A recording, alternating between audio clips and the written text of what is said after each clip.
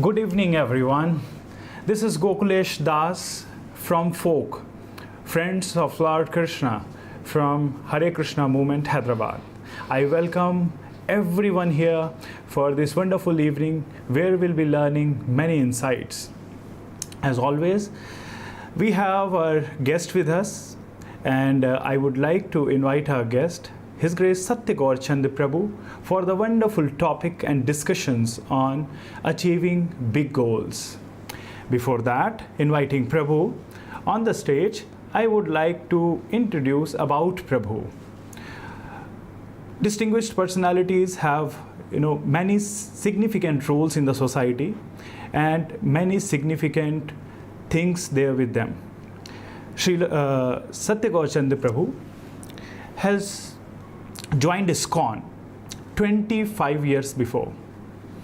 Before that, what Prabhu was doing? Let me introduce.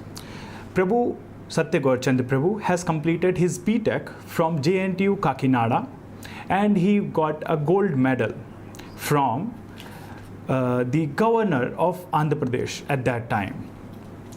After that, Shriman Satya Chandra Prabhu has enrolled for GATE exam and got 99.97 percentile, and thus Prabhu was the top in the India. After that, completing his MTech from IIT Chennai, which was the alone seat, Satya Chandra Prabhu has completed his MTech, and after that Prabhu has got enrolled, or from the campus Prabhu has got the placement in a big MNC. Prabhu has seen the corporate life and pursued the career in that. After that, Prabhu has got the inspiration from the teachings of His Divine Grace Abhay Charanaravind Bhakti Vedanta Swami Srila Prabhupada, who has founded the Hare Krishna movement, the worldwide Hare Krishna movement. Shriman Satya Chandra Prabhu is serving the movement, as I already told, from last 25 years. Prabhu is also the president of Hare Krishna movement, Hyderabad and Andhra Pradesh, Telangana.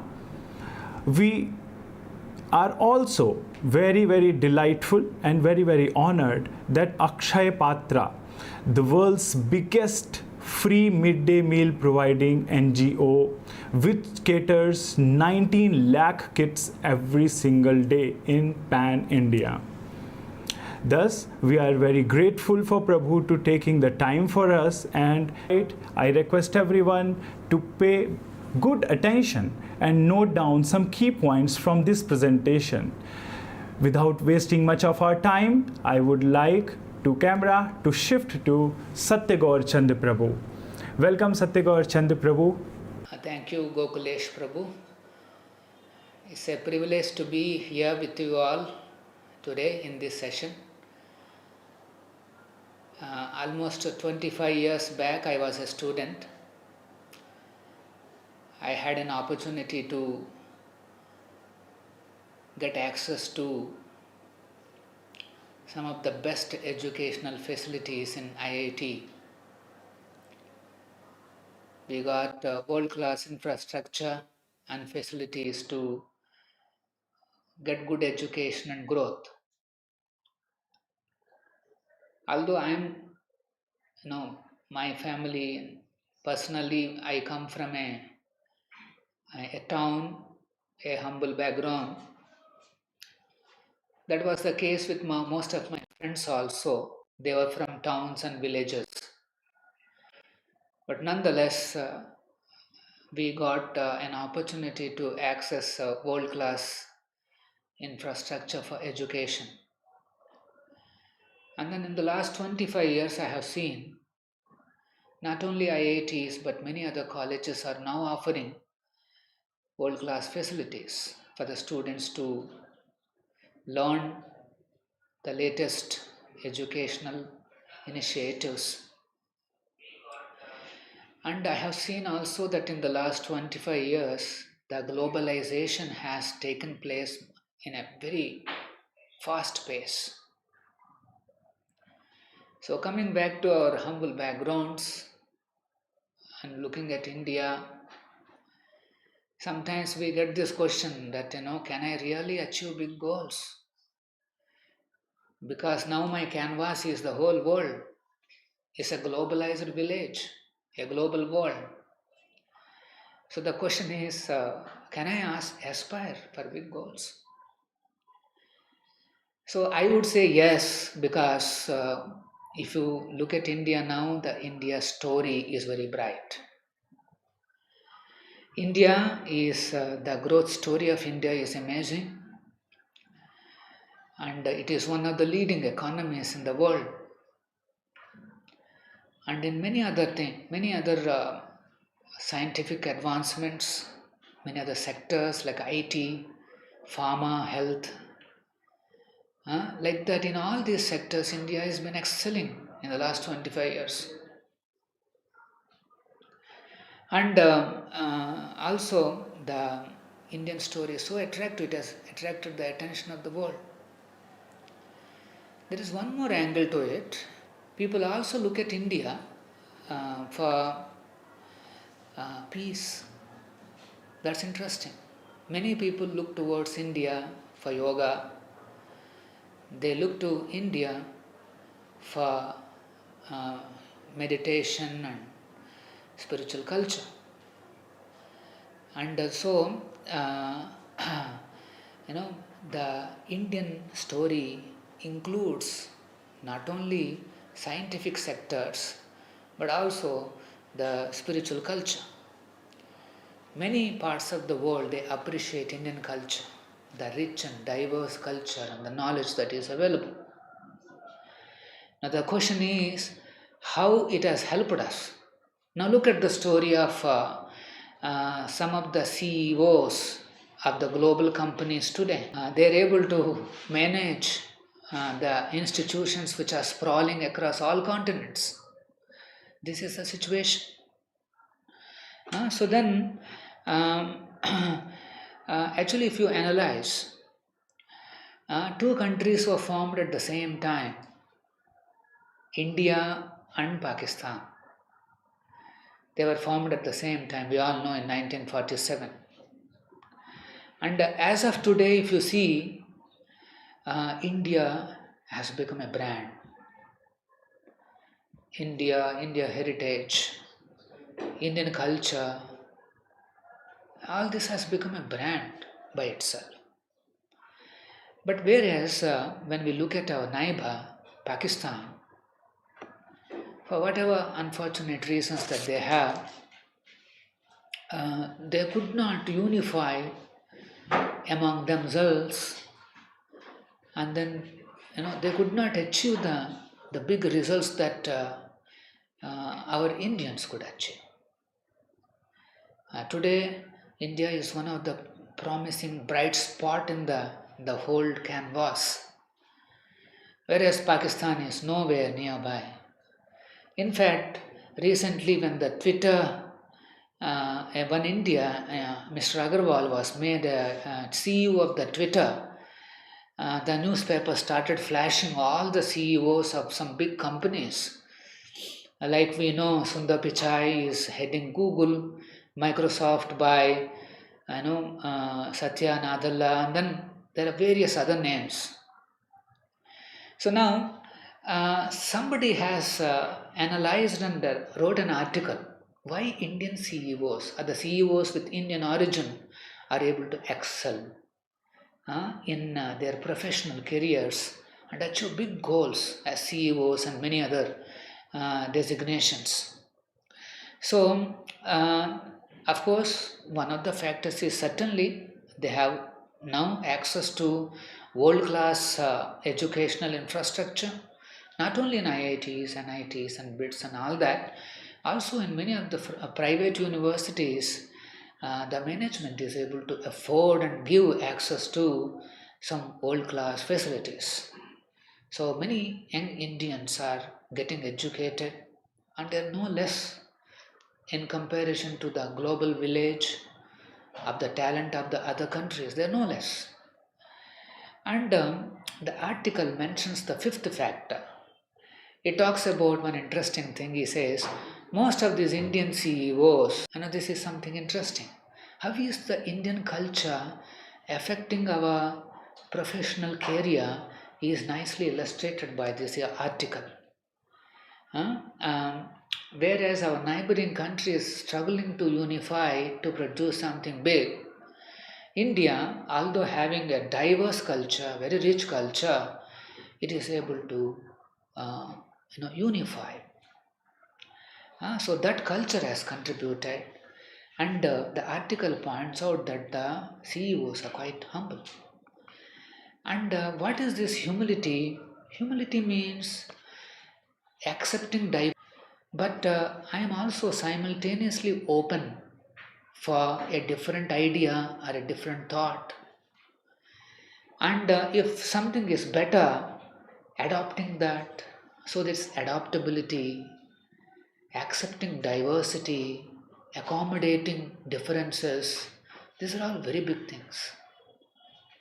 Indian culture brings such qualities in us. Whether we know or we don't realize, these things we have been picking up in our upbringing itself. I remember we used to go to some temples. You're accommodating other people, push and pull, and sometimes you decide to stay a little back and then allow them to go ahead. These are all not ordinary. If everything is wonderfully organized and then whatever you decide, that kind of a mentality becomes difficult to handle. Indian story and the humility. This humility is part of our culture, our spiritual culture. And where is this spiritual culture coming from? It is coming from Bhagavad Gita. It is coming from God. Spiritual culture is centered around God. This is a very important thing. We know from the childhood, we heard about Tirumala. I'm sure many of us, or maybe all of us, would have gone at least once, or maybe every year. We would have gone and we would have experienced all the, the divinity and the culture exists there. Our festivals, our events, everything has a unifying effect. And then so this culture, this culture brings in certain accommodative, adaptive nature, and that humility helps in achieving big goals in our life. So that's what has happened to at least some of them, some of the CEOs who are born and brought up in India. I'm sure this culture has really helped them to reach where they are. So this culture is little subtle, we may not immediately understand how it is helping us, but certainly according to that article, it has a big role to play in our lives. Okay, so now coming back to, so that means as Indians, although we may be coming from say towns or villages, of course some of us may be from the city, still we can ask. It doesn't matter. Why? Because India itself is a big brand today. It's a big story.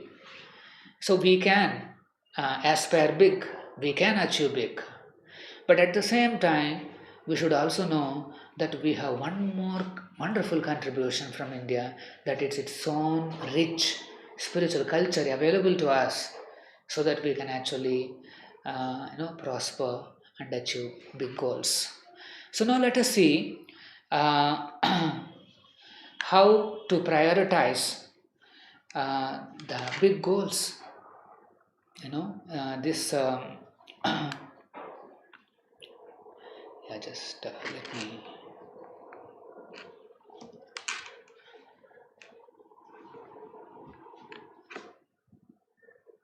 Yeah. Now, yes, how to prioritize these big goals. Now, some of the personality development scientists, they have come up with a slight model. It's a quadrant model. Now you can see the x-axis is about urgent things. So now, obviously, it has 4 quadrants: quadrant 1, 2, 3, and 4. And if you look at the quadrant 1, it is actually urgent and important goals or tasks or workflow. Urgent and important. For example, a crisis. It is very urgent, it's important too. Or on the exam day, certainly it is very urgent and very important. And then say a nature call. So this is called quadrant of urgency. It requires immediate attention. We have to give our full attention to it because it is very urgent and really important for us. So there is some kind of a pressure on us, and also it insists on action. An immediate action is required by this. And then if you look at the quadrant 3, it is urgent but not important. For example, say some WhatsApp notifications comes to us. There's some interruptions comes to us, or some incoming calls are there.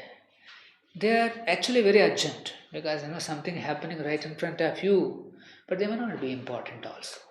So this is called actually a quadrant of deception. Why it is deception? Because we are continuously busy with the urgent things. Doesn't matter whether it is important or not. So that's why it is deception, because it's right in front of us. And also sometimes they're very pleasant and easy and fun to do. Something quickly is getting done. So that's all fine, but it is deceptive because it may not be very important. And then there is quadrant 4. It is not urgent and not important. For example, watching some mindless TV shows or videos, or some kind of a useless gossiping. So that's why this is called quadrant of waste. Actually, if you look at it, sometimes we all escape to this quadrant, for our survival and to get away from something very serious. So there is some use to it, but then if somebody spends too much time here, it's actually waste, because it is not important and it is not urgent also. Now let us look at the quadrant 2. This is important but not urgent. It is important. For example, any self-empowerment goals. So they are very important, may not be very urgent, no immediate requirement, but it is actually self-empowerment. In the future you're going to get benefited out of it. And then there is an introspection. We can sit and look back. These are all required. Some kind of an audit is required for our life too. We have to look back and see where we can really improve. And then also some planning for the life. It's important. If you look at the governments, they plan for 5 years, or sometimes 20 years, 30 years, like that. So some kind of a planning is required for the life too, and that's why they work here. It is not urgent, but it is a long-term goal. It involves long-term goal. You put the foundation today, you invest time and energy today, it will help you tomorrow. It will help you to reach some big goals tomorrow. But if you don't spend time on this, and then maybe the most of the time goes to urgent and immediate things, we may not have some quality life in the future. And also it empowers us. We can very easily navigate in our life and then achieve something big in our lives. So this is the thing. So our focus should be on quadrant 2. May not be urgent, but very, very important. So let us look at this interesting one video demonstration on how to set our goals, because we understood quadrant 2 activity means think future, long term future. Now what will help me in the long term? So how do I set those goals? So let's see this video demonstration. It is talks about how to manage our goals.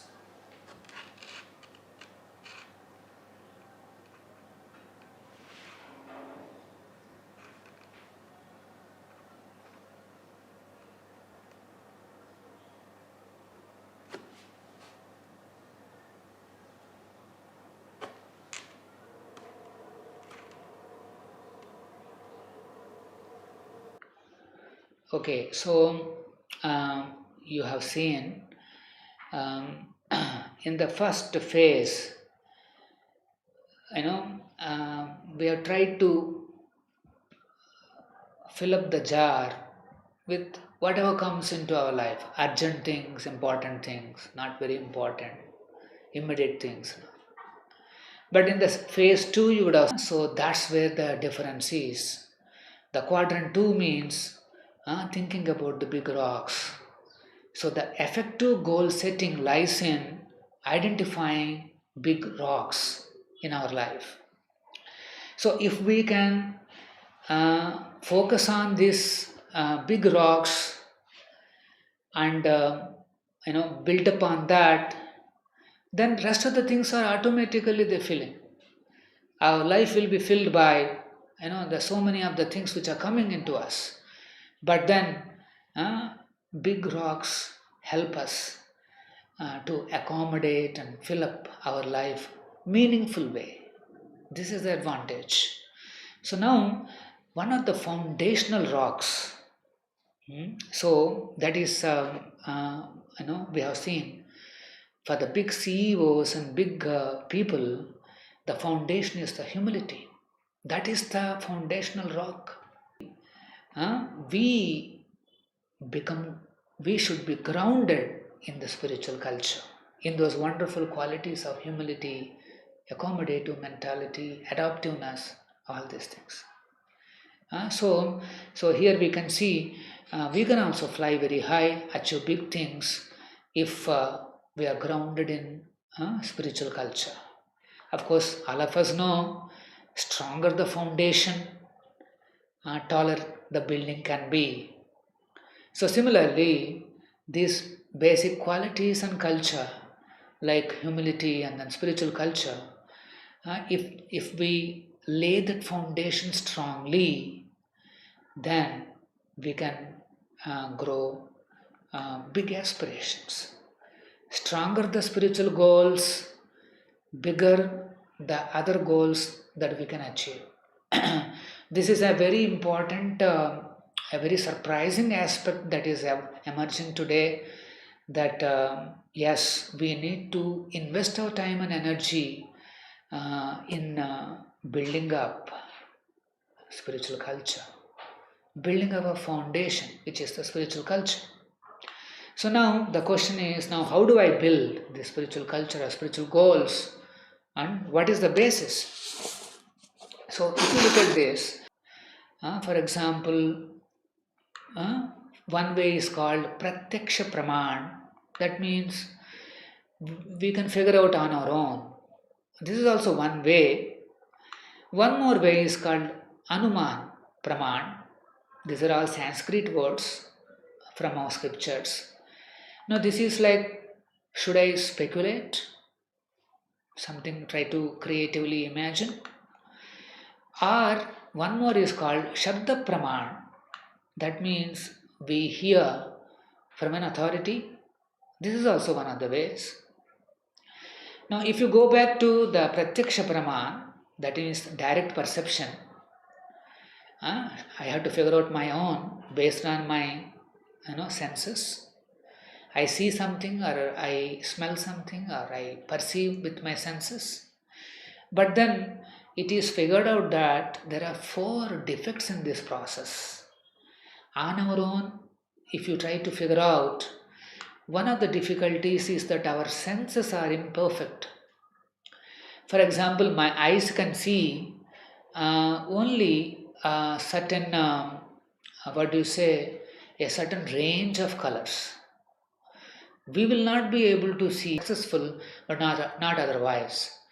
So similarly, illusion, sometimes in the dark night you may see a rope, but you can think that it is, kind of a, what do you say, a snake. It's an illusion. Or we have a tendency to commit mistakes. We may know what it is, but then we can still go wrong, commit mistakes. So that is one problem. And then the final problem is that there is a tendency to cheat in the human beings. So you can see these are the four imperfections. That's why we'll not be able to figure out the spiritual goals ourselves. It's a new area, and completely I can go wrong. And let us say, what about Anuman? That is, by my imagination, by my speculation, can I figure out some spiritual goals myself? Let's look at one example. One day, a group of blind men wanted to experience how an elephant will be. They want to experience what an elephant is. So you can see they all went to an elephant, and because they're blind, they started touching various parts. And you can see each one is coming to his own conclusion. For example, the one who is holding on to the leg, he thought he is actually elephant, maybe must be like a tree. And then somebody who is holding the tail, he thought it's something like a rope. And then somebody who is holding onto the trunk, he thought it's a snake. And then somebody who is holding on to the surface, he thought, wow, it's like a big wall. And someone who is touching the tusks, he thought they are like spears. And then the last one who is actually holding on to the ears of the elephant, he thought that they are like something like hand fans. Now if you see, all of them got it wrong. They all have their own understanding of what an elephant will look like or feel like. And then I'm sure they must be visualizing in a different way. So that shows that this Praman, figuring out, discovering, research, all those things, probably has problems because it is speculative in nature, and also it is imaginative, and hence incomplete. Actually, the conclusions may not be true. They may or may not be true. That is the reality.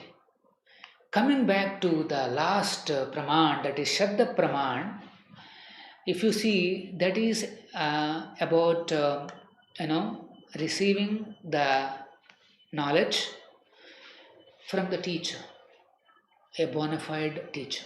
To the student, the knowledge is passing down like that, and it is not speculative, it is not deductive too,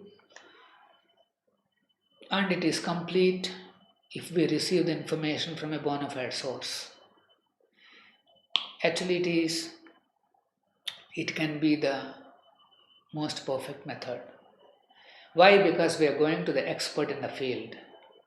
We are going to the right person in the field who has already experimented, experienced, and he knows what is what. Actually, we see this in our everyday. For example, all of you students, or maybe some of you are working professionals, we are going to the college. Why? Because they are experts in certain fields, and we can straight away receive the knowledge, and we need not have to figure out ourselves. So the question here is, who is an authority on the spiritual culture and knowledge? Because we understood spiritual culture is important for me to build my foundation for a bigger life, a happy future, bright life. So who is an authority? Actually, spiritual culture is connected to Bhagavad Gita, connected to God. So that's why originally the knowledge came from God Himself. So it is said in the one Vedic literature called Srimad Bhagavatam explains, originally all wisdom which is possible to be obtained in this world, that is called Veda. Veda means knowledge, all the wisdom. That wisdom is passed on to, there is the first living entity called Brahma. So Krishna has passed the knowledge to Brahma. Krishna is the authority on Bhagavad Gita. We know Bhagavad Gita came from Krishna. Krishna spoke Bhagavad Gita.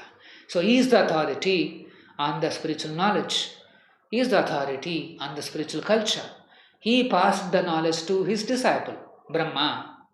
And from Brahma, that knowledge is coming down to our world. And it is coming down to our world uh, through the ages by divine and perfect personalities known as acharyas. See, like in a college also, there is a professor, and maybe his student may become professor again and join the same college and then continue the tradition. It's something like that.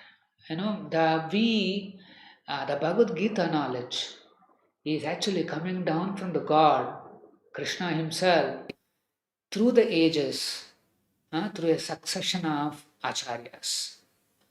And Bhagavad Gita addresses very fundamental questions. This spiritual knowledge, these spiritual questions are very important for us to lay our foundation, to develop humility, to develop all the wonderful qualities. He talks about who am I, and then where have I come from. And sometimes we also ask, what is the purpose of my life? And sometimes we also get some doubts, where will I go after death? Then who is God? And then what is environment? See, nowadays we are talking about environment, climate change, green solutions, sustainability. And about environment, Bhagavad Gita talks. And it also asks, okay, how can we relate with that environment? Why some students get good marks in exams easily? We see sometimes, some of us, I remember, overnight we burn the oil, the next day something we write it off, and we see many of them are getting good marks. And whereas a guy who worked a whole year, and then sometimes he may not be able to get good marks. Sometimes we see this kind of a dilemma, but there is an answer to it. Okay, so by having these spiritual goals in our life, one is that we will have overall well-being and happiness. How is that? Because our intellectual body also will get clarity of all these questions. Emotionally, we can be more balanced. So there is a overall well-being. And then lead meaningful lives. Because why we are able to get meaning in our lives? Because otherwise all these questions will be hanging on us. We will not be able to focus on achieving something big in our lives. And then being contentment, it brings contentment and satisfaction in life. Once we are thoroughly educated, we know what is what, how to deal with the environment, how to deal with others, how to deal with my own work. What is this world? Is a complete education. If the spiritual education and goals are there, then we can certainly look for a bright and wonderful future. Now you may ask, okay, it's all looking, okay, fine, wonderful. I want to learn the spiritual culture.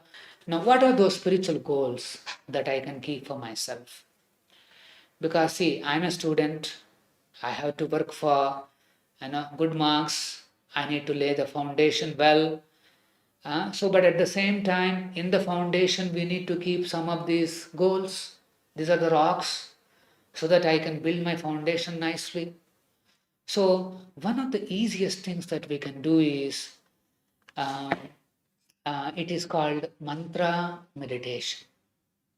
We can practice mantra meditation daily, just for 10 minutes. There is one more activity that we can do, and that is Bhagavad Gita. We can read Bhagavad Gita 10 minutes daily. Actually, Bhagavad Gita can be practiced by a student, it can be practiced by a professional, a businessman, a politician, or even a soldier. Let's see an interview with one of the soldiers in Ukraine, right in the battlefield. It's snowing in Kiev. It's biting cold.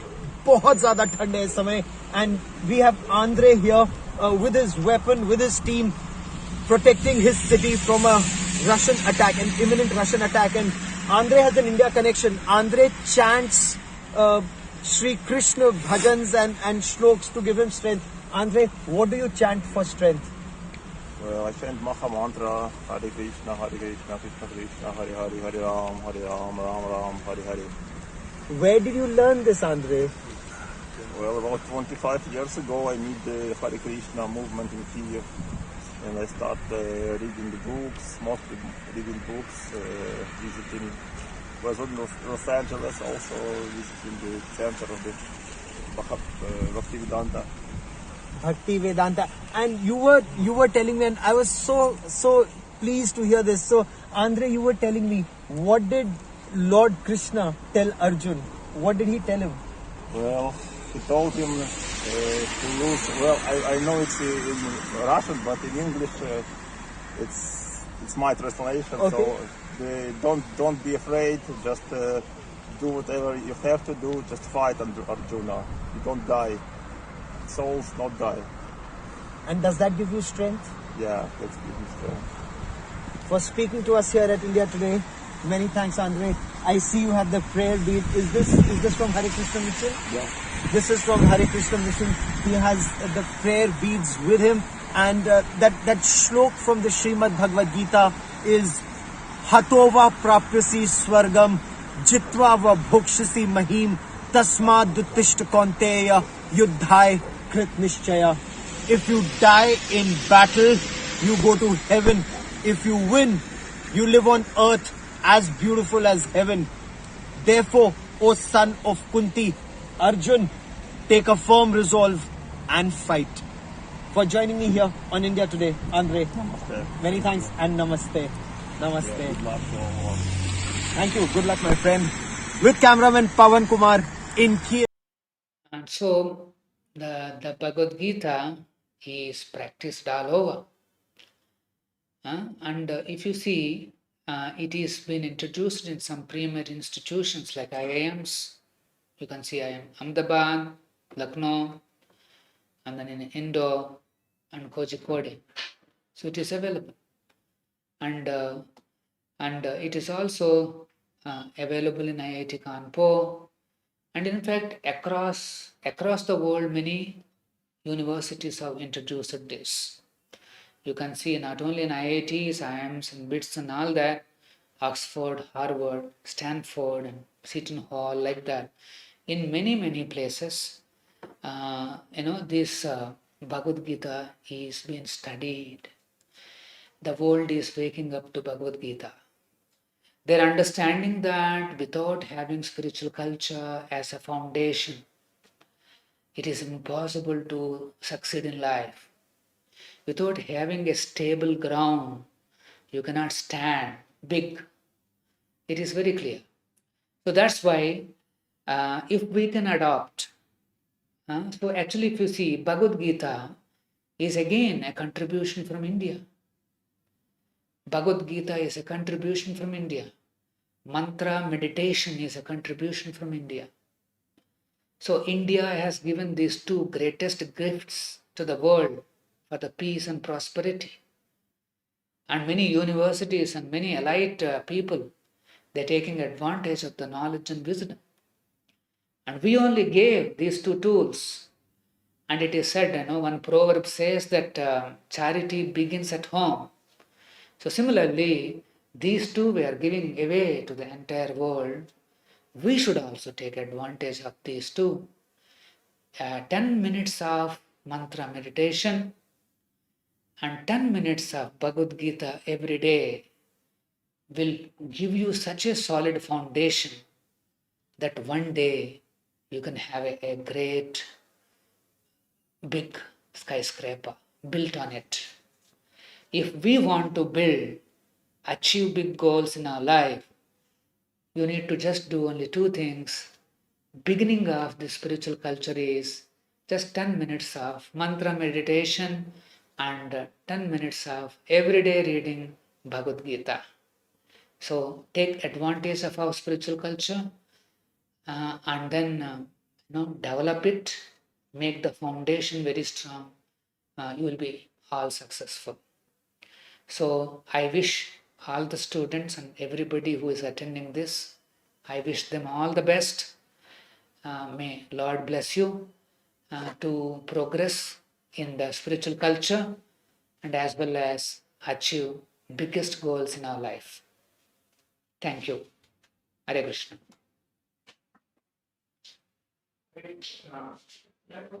Awesome, Prabhu. And I hope everyone, whoever was listening to us today, they all have taken some key points today. I really enjoyed when Prabhu has told about the 4 quadrants formula. I was really working on this, how to get those formulas and how to put my all the tasks in different quadrants. But that theory, which was the foundation, I like the most. If you like the theory or you like some key points, please put in the comments below. Also, for all the participants, we have understood that it is all that we have to do is read Bhagavad Gita and chant or have meditation 10 minutes daily. For all of you, we have wonderful program from Folk Department. Here in Folk, to empower youth, we have come up with an age-old traditional knowledge in a course form, and the course is called Gita for Youth. So here we are launching a course, Gita for Youth. On your screen you can see it is 6-session based systematic study. It is simple, systematic and scientific presentation of Bhagavad Gita. Here I would also like to recommend or let us hear the video of PM, Honorable PM Narendra Modi ji. Let us see what Narendra Modi ji has to say about Bhagavad Gita. Hare Krishna, Hare Krishna.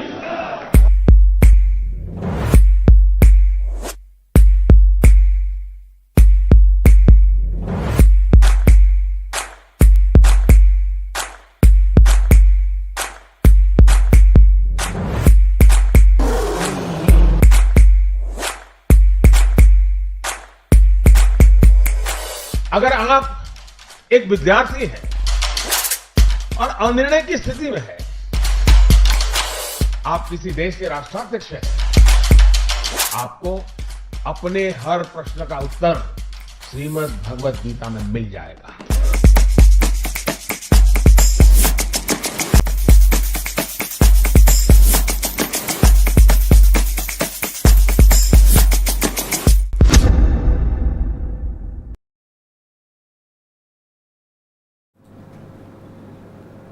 So we have 2 wonderful slots available for all of you. We have first week of the month, which happens from Sunday 9 a.m. to 7 p.m. Anyone can come, men and women, everyone is welcome in this slot. We have another 3 slots available exclusively, 3 slots in a month, and they are from Saturday 6 p.m. to Sunday 7 p.m. So I request everyone to enroll for this. The link is right in the description box and also in the live comment section. I request everyone to please enroll for this and have a wonderful life with the teachings of Bhagavad Gita in your life. Also, if you are wondering, then we have this information. It is a workshop for working professional and students as well. Now, if you are a student and working professional, what are you waiting for? Why don't you go just now and enroll for this? Use the link below, which is mentioned already in the live chat and the comment section. And hence, please join this Bhagavad Gita. Bhagavad Gita, as Krishna has told, it is free, and then Bhagavad Gita, here also it is free. But there is a small donation amount, which you can just register and enroll now. So I request everyone to please enroll now. And if you have any question, any doubt, any feedback, any suggestion, please put in the comment section below.